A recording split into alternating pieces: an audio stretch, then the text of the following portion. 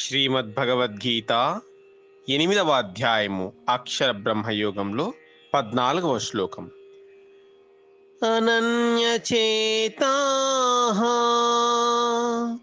సతతం యో మాం స్మరతి నిత్యశః తస్యాహం సులభః పార్థ నిత్యయుక్తస్య యోగినః.